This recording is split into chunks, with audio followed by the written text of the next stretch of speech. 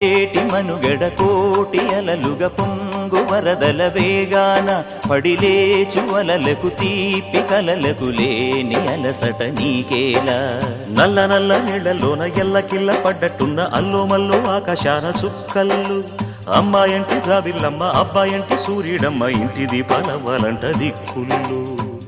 ఎవరికి వారే